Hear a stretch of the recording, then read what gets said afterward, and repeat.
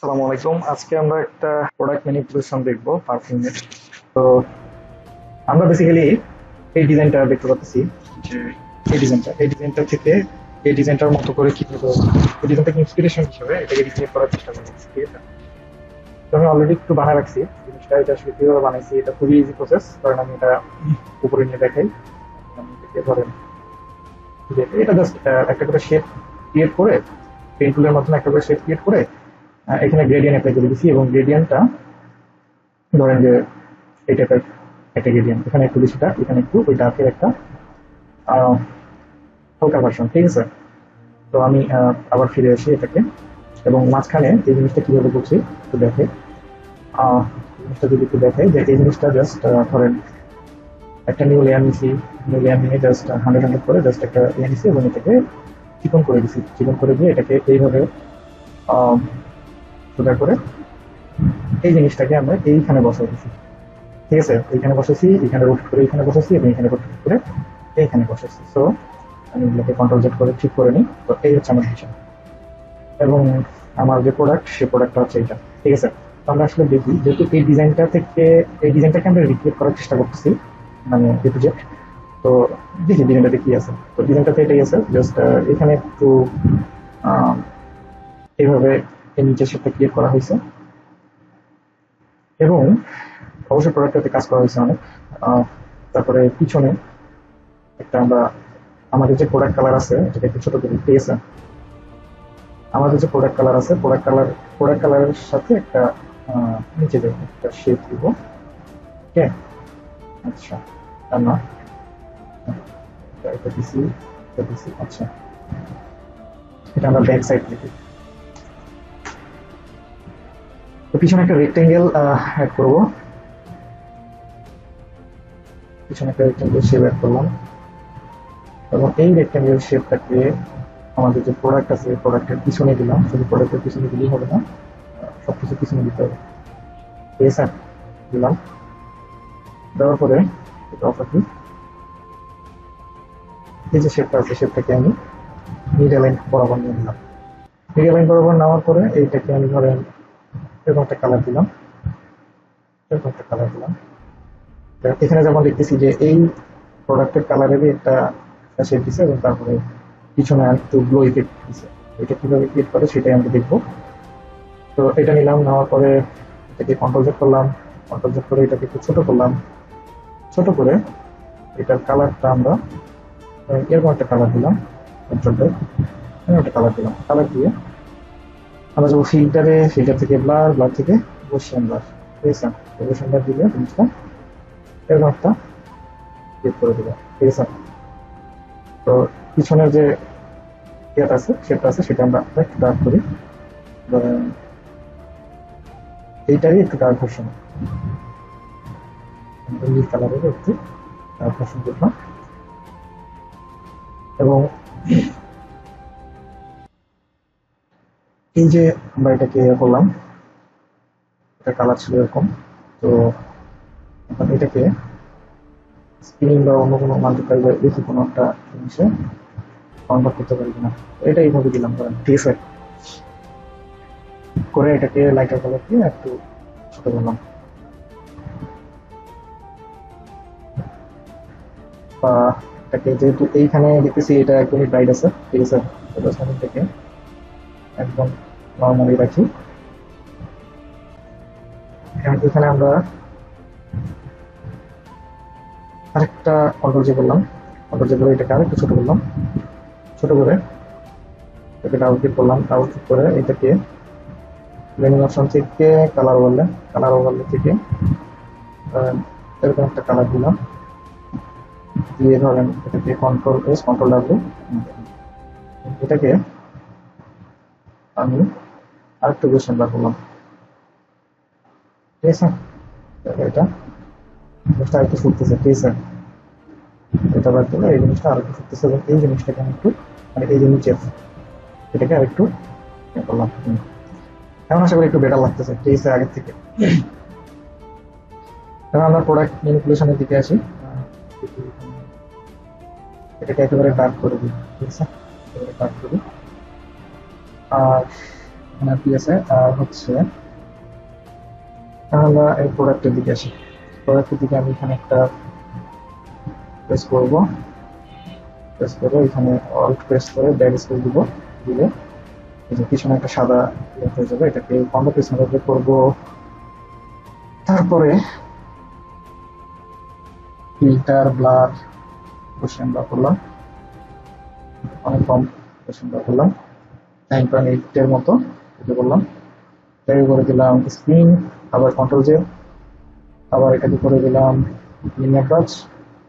ঠিক আছে, এটাকে ধরলাম, ধরে গ্রুপ করলাম, গ্রুপ করে ছোট করে নিলাম, মানে একটু কমাই দিলাম অপাসিটি। এখন চাইলে আমরা এখান থেকে অপাসিটি একটু কমায় বাড়ায় করতে পারি। ঠিক আছে, ওকে, এই পর্যন্ত করলাম। তাহলে কি হলো, আমার এখানে একটু ব্লো অ্যাড হলো। এখানে একটা কন্ট্রোল আই করলাম, কন্ট্রোল আই করে এখানে হোয়াইট ব্রাশ সিলেক্ট করে এখানে ফ্লোটাকে 17 বা 15% রেখে ব্রাশটাকে একটু ছোট করে আমরা চারপাশে আমরা একটু গ্লো দিব। ঠিক আছে, এইভাবে আমরা গ্লো দিয়ে দিলাম।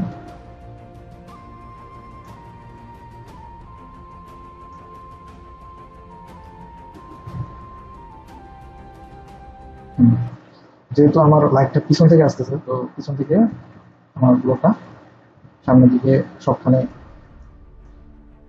অ্যাটাচড হবে, সেইভাবে দিচ্ছি। সেইভাবে দিলাম, দেওয়ার পরে উপরে গেলাম, উপরে যে এখানে একটা নিউ লেয়ার নিলাম। নিউ লেয়ার নিয়ে আমি কি করবো, এখান থেকে একটা লেয়ার নিব, লেয়ার নিয়ে একটু বড় করব, বড় করে এখান থেকে এটাকে বাড়াই দিব, বাড়াই দিয়ে এখানে একটা ক্লিক দিব, ক্লিক দিয়ে এটাকে করে দিব স্ক্রিন। ঠিক আছে, এবং আরেকটা লেয়ার নিব, এটার কালার নিব এই কালারটা, নিয়ে এখানে ক্লিক করে দিব, করে এটাকে করে দিব স্ক্রিন। দুইটাকে ধরবো, ধরে এটাকে একটু ছোট করে দিব, তো একটু লাইটের জন্য এখানে এটা ক্লিয়ার হয়ে গেছে। ঠিক আছে, এখন যদি মনে হয় যে পিছনের ব্যাকগ্রাউন্ডটা একটু বেশি হয়ে যাচ্ছে, তো ট্রান্সফরমেবল করে ক্লিয়ার করতে পারি। তো আমরা যদি আমাদের ইন্সপিরেশনের ডিজাইনটাকে দেখি, এটার মতোই হয়েছে, এরকম হয়েছে। ঠিক আছে, আর আমরা এখানে আর কি কি কাজ করতে পারি, আমরা শ্যাডো দিতে পারি। ঠিক আছে, প্রোডাক্টের নিচে একটা নিউ লেয়ার নিব, আমরা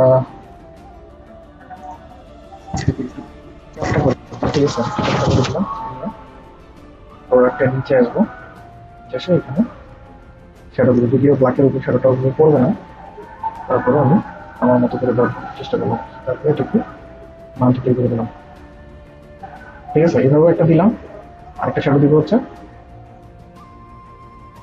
এইভাবে। ওকে, একটা দিলাম, না করে এটাকে চারটা করে দিলাম, এইভাবে একটা নিচে আসবে,